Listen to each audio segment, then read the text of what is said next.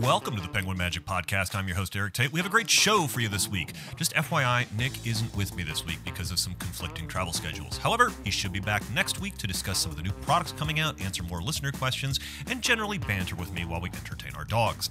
Let's dive straight into the main event. Diamond Jim Tyler is the author of the legendary series Bamboozlers. He's performed all around the world and for some of the biggest names in show business. He's also known for his ability to spin an interesting story.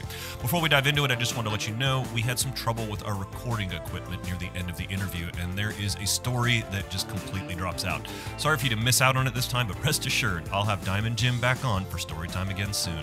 I grabbed some of Diamond Jim's time on Zoom, and now you get to join our conversation.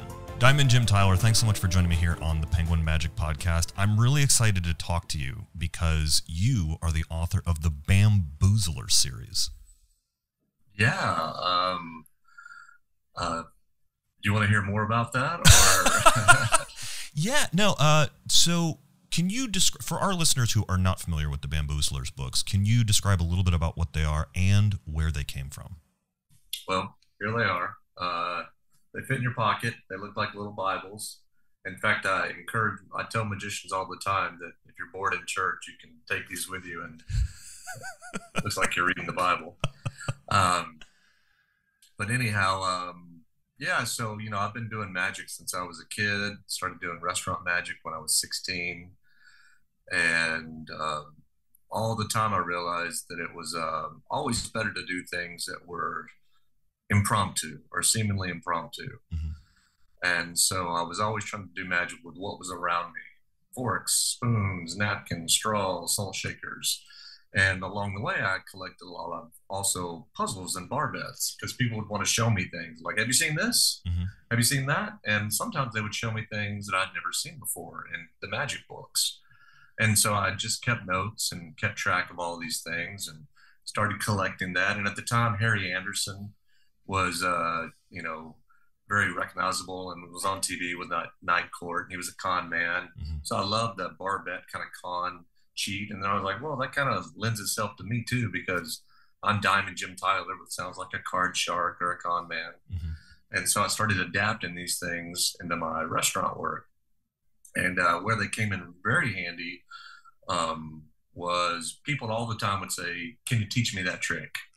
I do my ring and string effect or ambitious card. Mm-hmm. And they go, that's awesome. Can you teach me that? I'm like, well, this is not the time or the place. This is very involved, but let me leave you with this, a little puzzle, a little challenge. Mm-hmm. And if you figure this out, I'll come back and show you another one. Or if you don't figure it out, I'll teach you how it works. And so what I found is I was entertaining people even when I wasn't at the table, because I could walk away and come back and they're like, oh my God, we've been scratching our heads for half an hour. How does this work? And then I'd give them the solution. Mm-hmm. And guess what? They wanted to give me a tip after. Or they like, do you have a card? We want to hire you for a party. And so it helped put more money in my pocket, not necessarily swindling people with bar bets, but just giving them the gift of something that they could share with others. And what's cool is, like, say, when I would show them, they go, hey, do you know this one? And like, say, sometimes it was things I'd never seen before. So in 2008, I released Bamboozlers, but it was from notes that I'd compiled for 10, 20 years. Mm-hmm. That was volume 1. And now there's 4 volumes, and each volume has 75 effects. That is wild. And when I say effects, it's not all bar bets. There's a lot of puzzles. There's a lot of impromptu magic. Mm-hmm. They've increasingly gotten thicker and thicker. I think this one was 128 pages. Yeah. This last volume is 188 pages. So like 33% bigger. And every one of them has little hand-drawn illustrations that are painstakingly created by me and another artist. So we take photos of everything, and then he draws them, and then I touch up everything pixel by pixel in Photoshop to be perfect. And so I just wanted it to be a little reference guide, so you don't have to memorize all these things. Mm-hmm. You could run to the bathroom real quick or go to your car and you could crack it open and go, okay, here's one with a bottle, and you could, once you've read it, you can pretty much do it. Yeah. And then you can just use the pictures as references. Like, oh, here's one with a bottle, here's one with a spoon. So, I think that I hadn't intended for us to go this way because I thought we might be talking more like scams and cons and bar bets and stuff like that. But something struck me when you were describing that is, I have a restaurant gig myself, and I do a lot of strolling and walk around magic, and I very often get, hey, can you teach me a magic trick? Yeah. As a matter of fact, literally this weekend, the guy who did the commencement speech at OSU was in my restaurant, and he said, "Oh, I would love to learn some magic. Can you teach me a couple of quick tricks?" Yeah. And you're right. This isn't really the time or the place to do it, and we're not supposed to give our secrets, especially when we're working. But sharing a bar bet or a puzzle is such an elegant way out of that. Right. It's a nice way of saying no, but still giving them something of value. So that is like, I have to start doing that. I mean, like that is such a brilliant, especially the way book more shows and put more money in your pocket, I promise. Well, and the way you just put it was, it's a nice way of saying no while still giving them something, because the only reason they're asking you is because they had so much fun with you, and they want to impart that with other people. Yeah, and now they can brag, hey, I was taught by this professional magician, at their next party. So, and yeah, they're and in the books, these are really written for non-magicians. Magicians buy them, we collect these things. Yeah.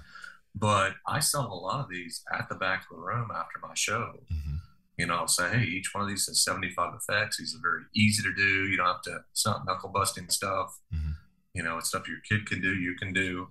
And so, yeah, I usually sell several $100s worth of these after my gig, at the end, as they're saying thank you and can I have a card and all that, they're like, hey, give me a couple of those books or whatever. So writing the first one must have just led to more and more people showing you new stuff. Yeah.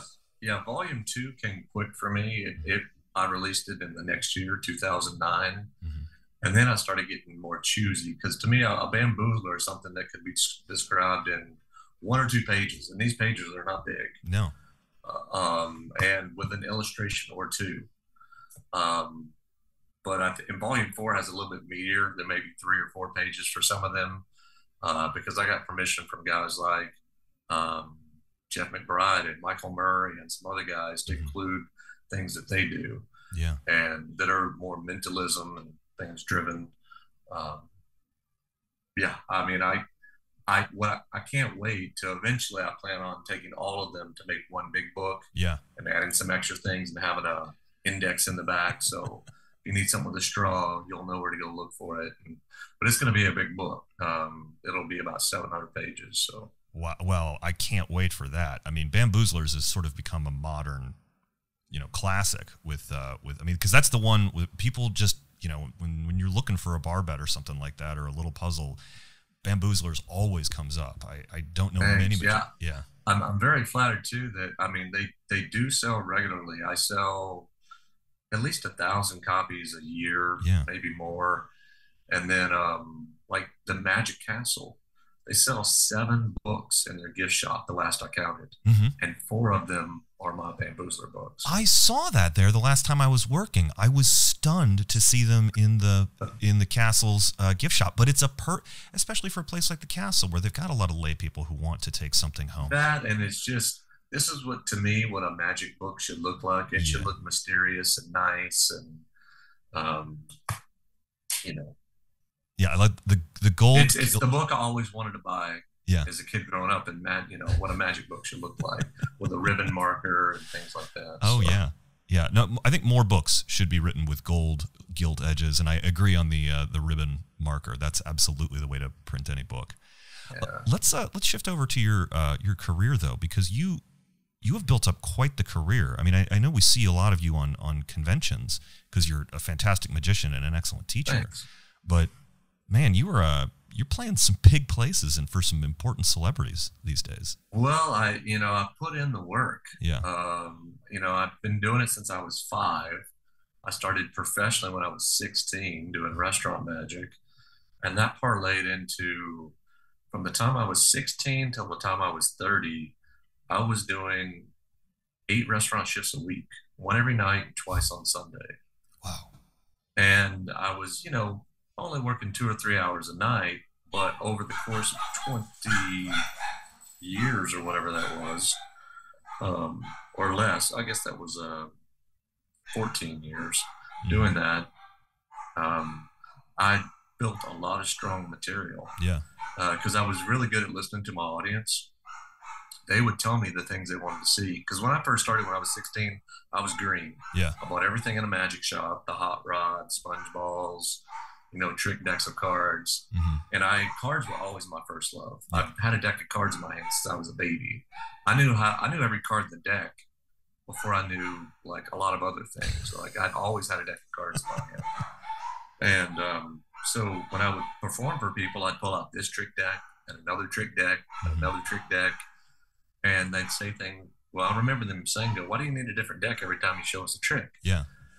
And so I was like, oh, well, that makes sense. I know how to use cards, regular cards. Yeah. I'll just go back to my old ways and I'll just learn sleight of hand with regular cards. And then they would say, can you do magic with this? They point to the ketchup bottle. And I'd be like, I don't know any ketchup bottle tricks, but let me work on that. Yeah. And so I would come up with methods and where a reveal would appear on the ketchup bottle, or I would produce a ketchup bottle. Like my sweet routine, where a borrowed ring ends up inside of a sugar packet that was on the table before I got there. That was a routine I thought about for 10 years before I ever came up with a method. Because I wanted something that was just easy, not convoluted, that would take an hour to set up. Because restaurant work, you got to be able to, do it quick and move on to the next table. And then one day it just dawned on me. It's like, duh, this is easy. So now I can make a signed coin vanish or a ball ring. And before I leave, I go, hand me a sugar packet. And when we tear it open, there are things inside. And that's the kind of trick where you have to leave the car running, because as soon as you do it, it's time to go. Yeah. Like, you can't top it.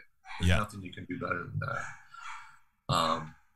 Another thing I would do, a little secret, I don't mind revealing now, was I've always been into whatever's high tech, the latest technology. So even back when I was in my 20s and 30s, there was little recorders. And I got one that like fit inside of a card box. And I punched some holes in this empty card box. And what I would do is I'd have my box that matched my deck of cards with a recorder in it. And as I handed them my business card, I would leave this in the middle of the table and record. And the reason I would do that, because I knew when I walked away, or when you're at the table, they would always say nice things. Yeah. Like, you're the best. That was awesome. That was so cool. But when you walk away is when the real critique starts. Yeah. When they're like, I saw that coin in his hand, or I think I know how he did this. Like, one of the things I learned real fast from listening to those recordings was that torn corners don't fool lay people. Because they would say, when I would leave, they go, I don't know how he switched the quarter, but he must have. Oh, that's interesting. And so I realized, okay, everything I do from now on has to be assigned something, whether it be a card or a coin. And so it just made my magic stronger. I think that's a brilliant idea. And as soon as we get off of this call, I'm going to get on Amazon and see if I can find a little tape recorder. Well, they have like little USB thumb drives now. Yeah. That you can just leave in the middle of the table and flick it on. Yeah. And that thing's practically invisible. And you can just leave something there. You go, oh, wait, I forgot my cards. You grab them. And, but it's good feedback. Yeah. No, that's great feedback, because that's the kind of feedback we really can't get as performers. Like, I mean, and you sort of get it at a magic convention a little bit, but those aren't the right kind of people you want feedback from. You need it from your paying audience. Yeah, I love that. One of the things that I do is I've made friends with all of the servers in my restaurant, and my restaurant provides me with a free meal as a part of my pay package. So I always talk to them afterwards and ask them if there was any tables that had any particularly strong feelings or anything like that. So I'm trying to get it at least secondhand from them. But man, if you can get it firsthand, that's critiques you can't pay for. Yeah, some of the restaurant tricks I used to do, like I was friends with the servers as well. You want them on your side, because if they think of you as competition for their tips, it's not going to go well. No, not at all. So it's good to make friends with them and make them know you're helping them put more money in their pocket.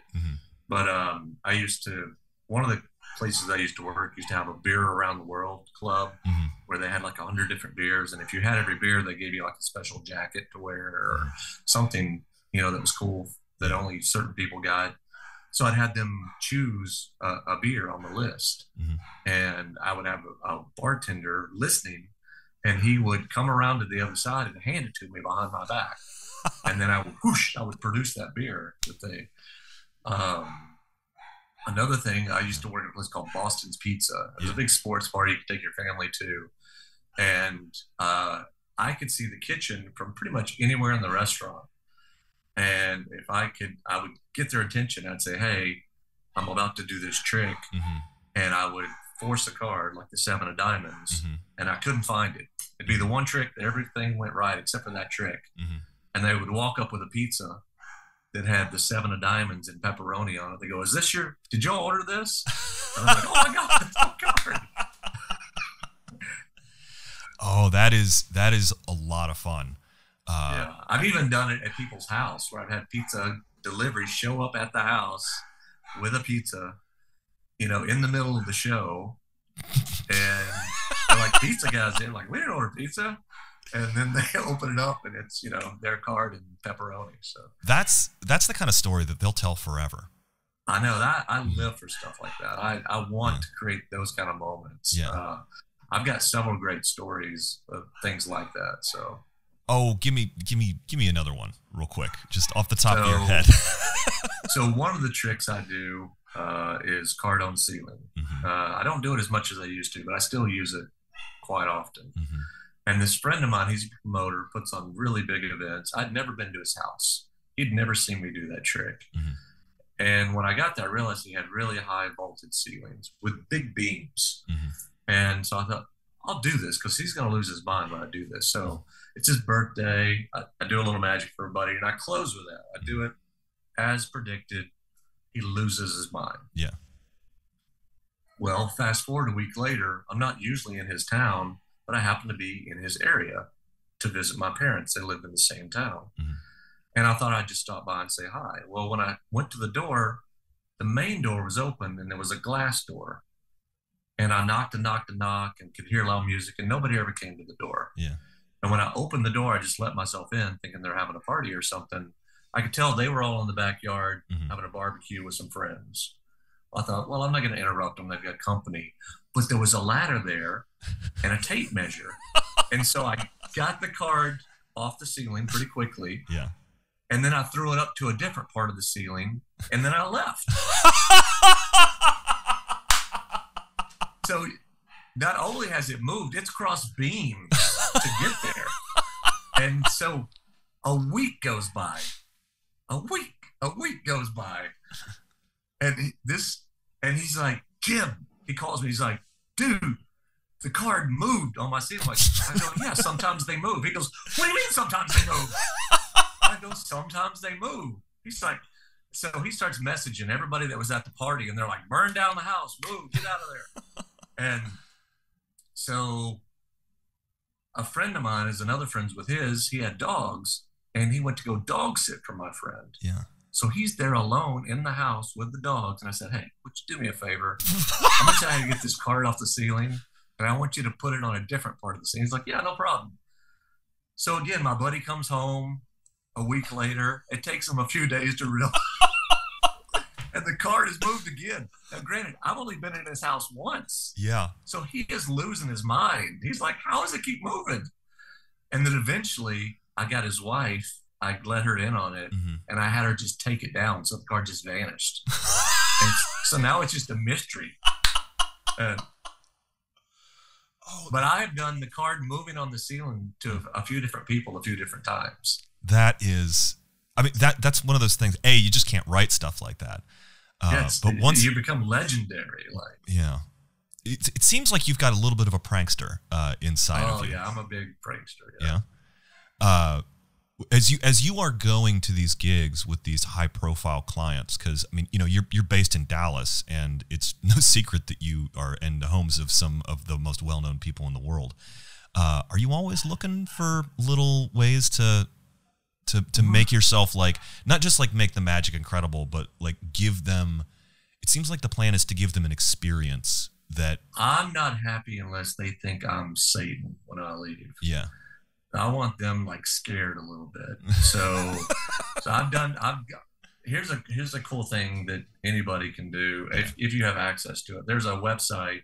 I don't use it as much as I used to, but it was called publicdata.com. Yeah. And in Texas, I could look up someone's license plate and it would give me their address, their birth date, all this. So when I would pull up to the gig, I see all these nice cars out front.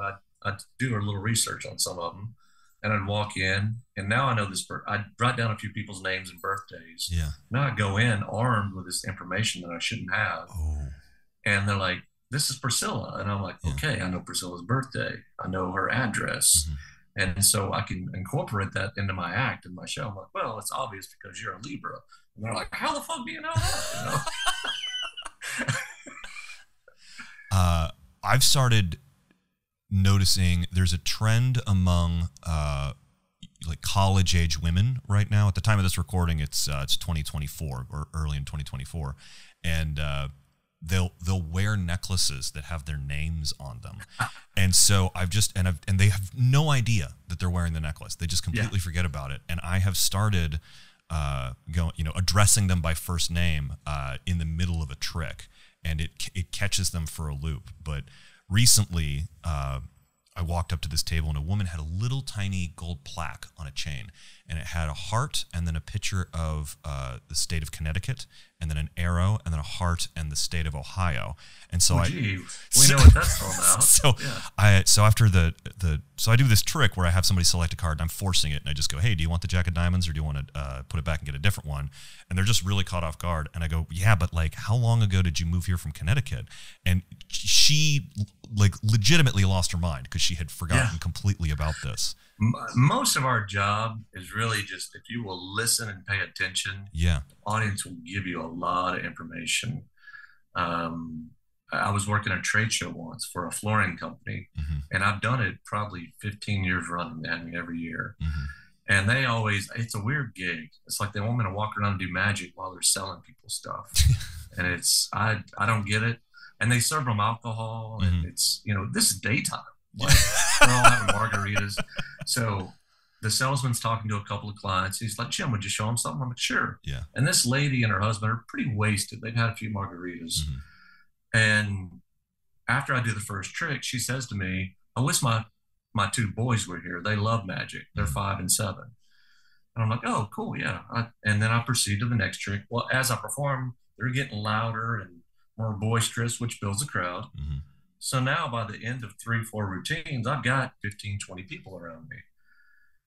And after as I'm doing the last effect, she pauses and said, I wish my son was here. He loves magic.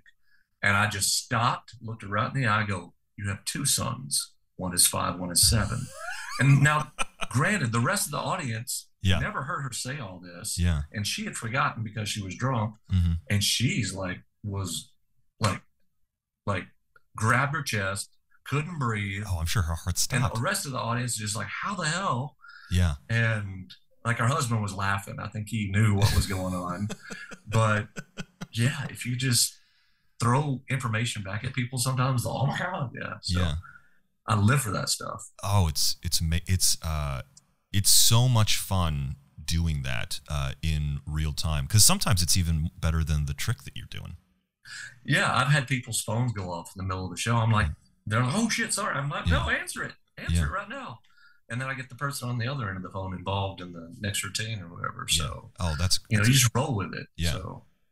It seems to me though that a lot of that is just experience from the restaurants going over and over and over, because you must have had several thousand reps before you started doing that in I've these got other a plethora of material. So anytime, even if I'm doing a set show, and I know I'm going to do 12 routines or whatever it is, I still have 30 things in my arsenal that I could do at any given moment. In case I decide not to do this, or I want to give them a little bit more because they're being cool or whatever.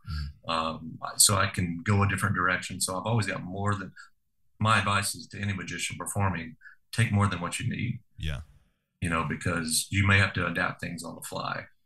Yeah, but it's more than at least it sounds like It's like jazzy. yeah, it's more than just taking what you need. It's coming prepared with the experience and being able to have, like, sort of go through that Rolodex while you're performing, of going, oh, like the moving card thing is a great idea.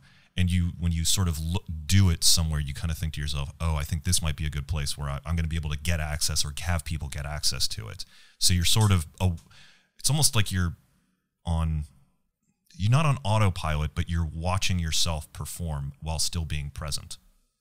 Yeah, I'll give you another one with card on ceiling. So Yeah. another client had seen me do it 10 times at their house. Every time I did it, they Yeah. wanted another card on their ceiling. Yeah. Same area, same everything. It was a collection for them of every time they had a party and Mm-hmm. that special moment. Well, they were moving and they said, Jim, we don't want to leave all these cards on the ceiling. We've got to repaint the ceiling and all that. They said, Mm-hmm. can you get them down? I said, yeah, tell me when you want me to come over. Mm-hmm. So I go over, the lady of the house is there. She goes, you need a ladder or something? I go, no. I go, I just need you to leave the room for 5 minutes. She's like, what? And I go, just leave the room for 5 minutes. Well, I had a tape measure in my pocket, got them all down, and then I left, and without even saying goodbye. And she came out, and she was like, Jim was gone, the cards were gone. So the next time I did a party for him at their new house, her husband told the story. He goes, he didn't even have a fucking ladder. Like, in 3 minutes, he snapped his fingers, and the cards were gone, and like that became a story. And yeah, That is like diabolically evil. I'm a little concerned that you're not actually a magician, that you might be a supervillain. well, what's funny is I've had so many crazy things happen. Like there was one time I was doing a show in a restaurant. It was a Papados. I think I may have told you this story before. But I was the restaurant magician there. Mm-hmm. And this one table, every time I walked by, they were very iffy about me. They were very standoffish Mm-hmm. and giving me the side eye and stuff. Mm-hmm. And so I avoided them most of the night. But then I got really curious. I'm like, what is going on over there? Mm-hmm. So I finally approached them. And as soon as they began to speak, I realized everyone at that table was from Jamaica. Mm. And so I thought, okay, when they see me at the other tables and people are screaming and fire's coming out of my wallet, Yeah. in the back of their mind, they're thinking voodoo, even though they believe in it or not, it's still part of their culture. Yeah. So I thought, I'm going to win them over. I'm going to do sponge balls. They're going to love me. Mm-hmm. And then I can show them whatever I want after that. Mm-hmm. Well, sponge balls, I don't do anything original. I take one ball, tear it into two. Mm-hmm. And I say, you hold this one, you hold this one. And I go, watch what happens when I snap my fingers. When they open their hands, nothing's happened. Mm-hmm. But I go, look, they switch places. It's a stupid gag, but it lets me get ready for the next thing that I know is going to fry their brain. Yeah.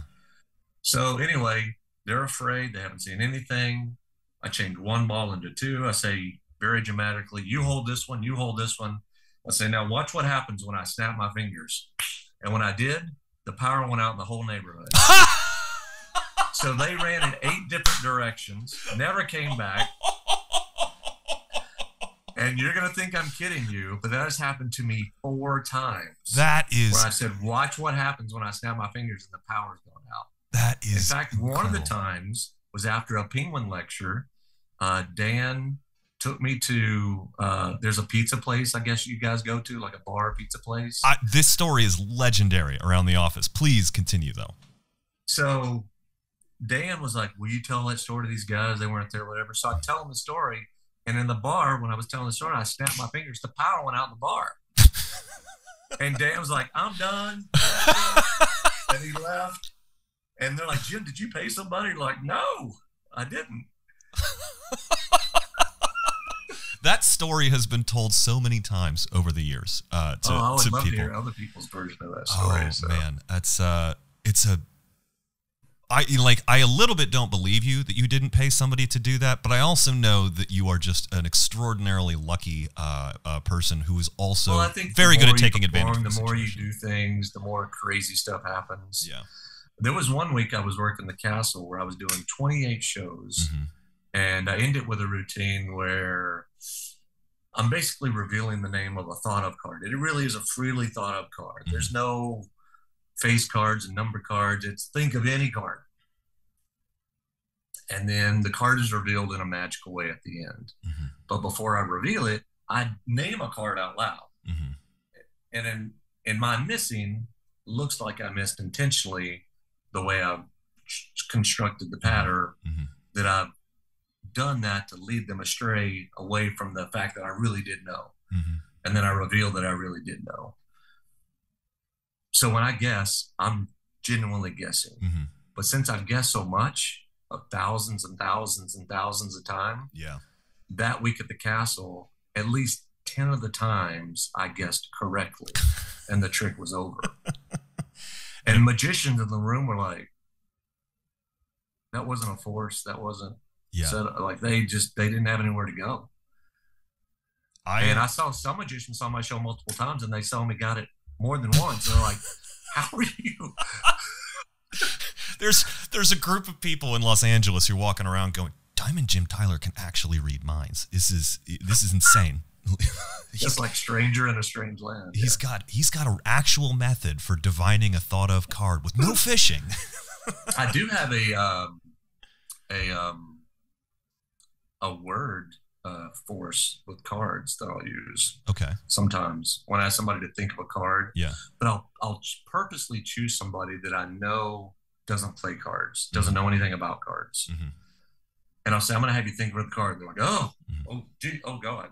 And that's the perfect person. Yeah. And I go, is it a club? Mm-hmm. I'll go, is it an ace? Is it a 2? Is it a 3? Is it a 4? Is it a 5? I got one? No, yeah. Mm-hmm. I go, is it a club? Is it a heart? And they'll choose the 5 of hearts. Yeah. It's the way I put emphasis on that. Oh, excellent. And then I have an out for when the 5 of hearts is chosen to do something incredible with that card. Oh, that's But awesome. they're freely thought of card. Yeah. But I'm leading them to it with almost like a word force. Oh, that's great.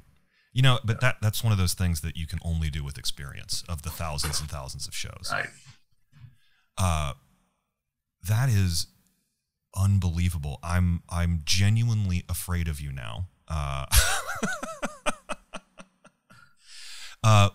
When you're doing these shows, and you're doing these like sort of like walk around events, are you loaded with lots and lots of gimmicks these days, or are you relying on a lot of sleight of hand? How are you choosing? I'm trying to think what I carry on me. Yeah. So, in this pocket, dice, a regular deck of cards, some business cards, a string, my ring, Sharpie, let's see, some cash, another deck that they can write their names on. Oh, okay. I have a regular deck and another deck that gets refilled with cards. Like a trash deck. As cards get written on. Yeah. And then I've got a blank deck for something else that I do. And my phone. And that's about it. That's not a lot. I mean, I use that pretty much same as in my stand-up shows for 30, 40 people, the same setup. You know, that really speaks to this jazz element that you have, where you're really like creating a deep repertoire that you can get lots and lots of material out of what is really not a few objects. Yeah, and I've learned it's if you want people to remember your magic and feel special, forget doing any kind of, four-ace display or matrix and all that crap. I mean, that's good for magicians and competitions, and I love watching that sort of thing. I really do. Like cups and balls and all that. Make the magic happen in their hand. Make the magic happen with their phone, with their ring, with their name. Make it about their friend or, something. They will remember you forever. Yeah. If you do things like that. And you can freeze an effect in time, like the card on the ceiling or anniversary waltz or things like that. That just takes you to another level. So try to look for things like that. And I strive for that. I've studied a lot about what people remember. I've studied the psychology of it.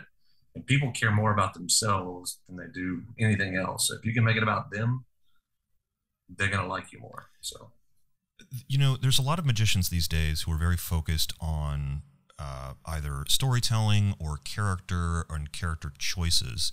And it sounds like it's not that you don't do that, but you're just very focused on centering the effect on the spectator and creating powerful moment after powerful moment rather than looking for something else. It sounds like a very commercial way to approach things. Is that an accurate statement, or? Yeah, I do tell them a little bit about me. So when I open my show, I do something visual to grab their attention, to wake them up. And then I tell them a little bit about me. Yeah. Not a lot, just a little bit to build their intrigue. And they know that I'm qualified to take their attention for the next 30 minutes to an hour, whatever it is. And then I hit them with effect after effect after effect, like 5 or 6. Yeah. To where they're just like, they can't take it. Yeah. So I know that's time to stop. And then I tell them a little bit more of my story.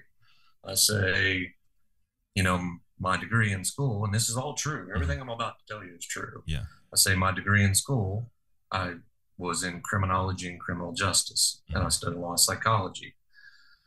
And I always thought that I was going to work for the government.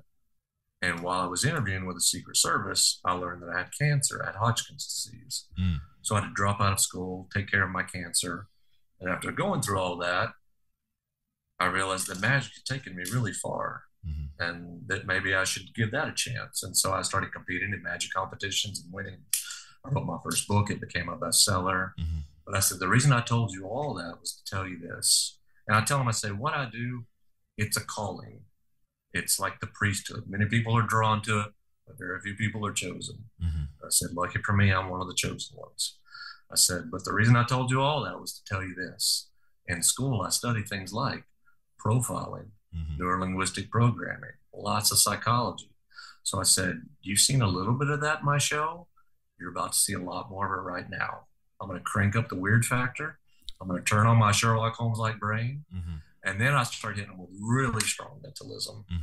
And then they're just like, they're losing their minds by the end. It crescendos the way I want it to. So it builds and builds and builds. So that's really fascinating. Is it because it's not that there is no place for storytelling or sort of high art character building in magic. I love good stories, and you're a great storyteller. Thank you. I talk about Richard Turner sometimes when I do sets. I will do a 4-ace routine when it's wrapped around con man and Richard Turner and the fact that he's blind and that he's taught me things, which is all true. And they're just like, oh my God, like if a blind man can do this. Yeah. And,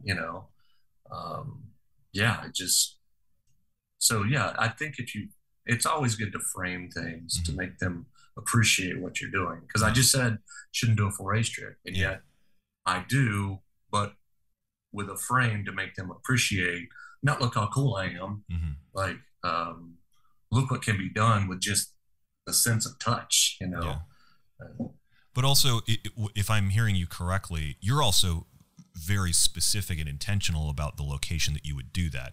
You're not rocking up to a table in a restaurant or walking up to a small group at a corporate function and doing a 4-ace trick. You're going to hit them with something real. You're going to hit them with something really hard, and continue to pummel them and leave that impression of, chaos, not chaos, but like just like overwhelming power without without any sort of like, oh, I only have this power set, or the character, like I wouldn't do this trick because this character wouldn't do it. You're just evaluating it for the situation in a very specific way. Yeah, I'll tell you something I've done.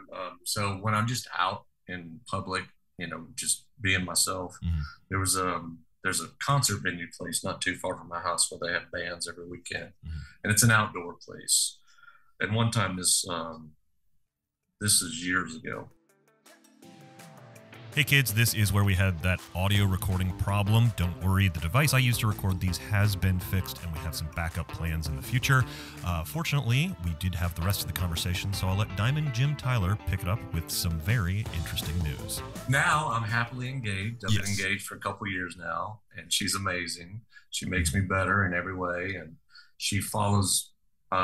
She has the same dreams that I have. She's a jet pilot. She's incredible. She flies around like the top 1% all around the world.